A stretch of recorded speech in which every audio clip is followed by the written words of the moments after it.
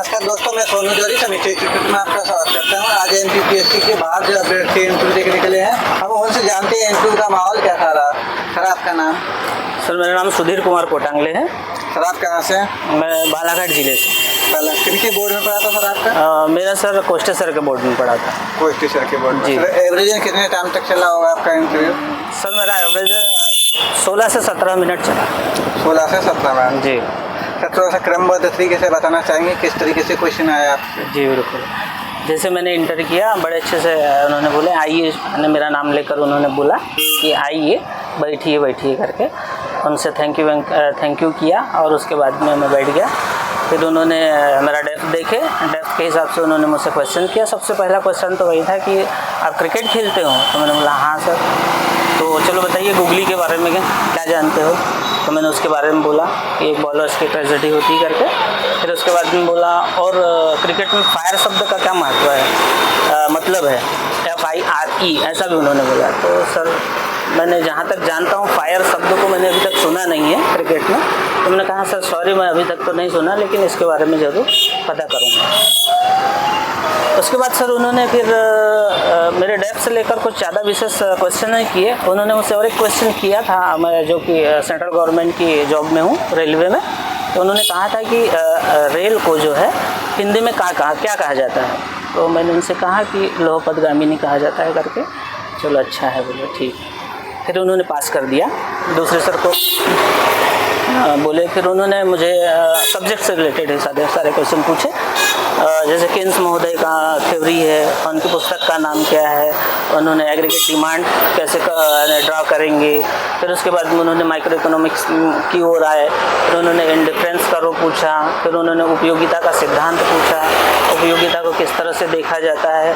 फिर मार्शल का क्या नियम है उपयोगिता में, यानी इस तरह से उन्होंने माइक्रो इकोनॉमिक्स को वहाँ तक लेके गए। बाकी मैक्रो इकोनॉमिक्स से ज़्यादा क्वेश्चन हुए मुझसे।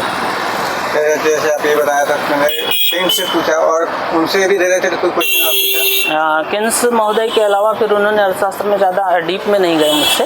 बाकी जितने भी दूसरे क्वेश्चंस थे वे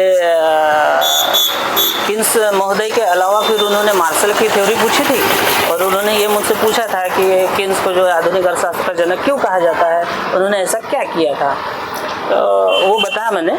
उसके बाद में फिर उन्होंने मुझसे एडम स्मिथ के बारे में पूछा कि एडम स्मिथ को अर्थशास्त्र का जनक क्यों कहा जाता है। तो उनको फिर मैंने बोले एडम स्मिथ के पहले भी तो बहुत सारे अर्थशास्त्री हुआ करते थे, तो एडम स्मिथ को ही क्यों यानी अर्थशास्त्र का जनक माना जाता है। तो उसके बारे में बताया मैंने कि उन्होंने जो थ्योरी दी थी, है ना।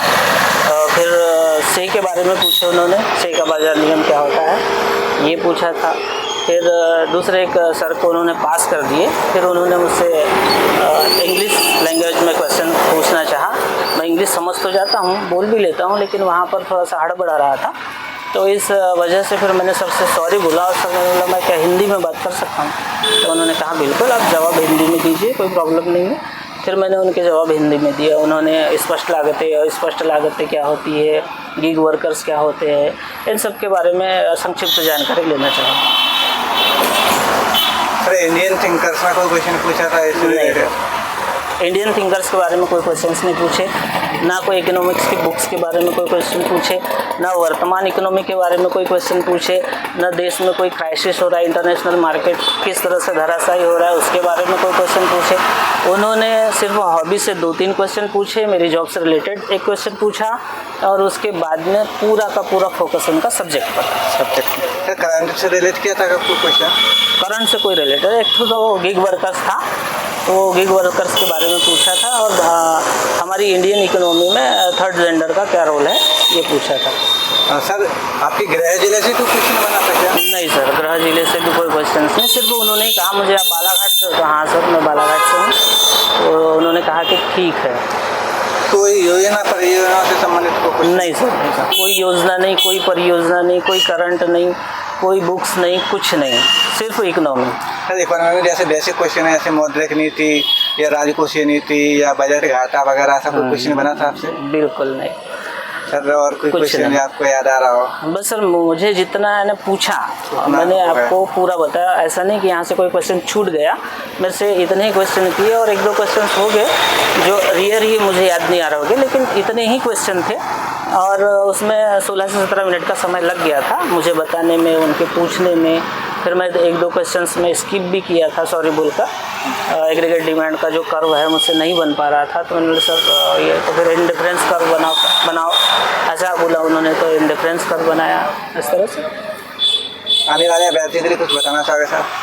बस अभ्यर्थियों को यही कहना चाहूँगा सर कि ज़्यादा तनाव या बोझ लेकर न चले, व्यवस्थित रहे, अपने सब्जेक्ट के प्रति ईमानदार रहे। और जब अपन कहते हैं कि बेसिक पढ़ो, और वो तो थोड़ा बेसिक भी पढ़ने की ज़रूरत है, डीप में भी पढ़ने की ज़रूरत है। यदि पढ़ रहे हो तो उसे थोड़ा रिकॉल करने की कोशिश करो, लिख कर देखो। इन सारी चीज़ें जो है क्वेश्चंस है हमको आते ज़रूर है, हम बोलते भी है, लेकिन वहाँ जाने के बाद में वो हमें याद आ जाए और तुरंत में क्लिक हो जाए वह क्वेश्चंस, ऐसा कुछ है ना प्रैक्टिस से ही संभव है। तो प्रैक्टिस करो, अभी वर्तमान में ज़्यादा टेंशन लेने की ज़रूरत नहीं है, वो ईजी है वे में लेते हैं और बढ़िया माहौल है। बहुत बहुत धन्यवाद सर, आशा जुड़ने के लिए आपको बहुत बहुत शुभकामनाएं। आपका फाइनलिस्ट में नाम आया यही हम उम्मीद करते हैं। Thank you sir. धन्यवाद आपका बहुत बहुत। Thank you sir.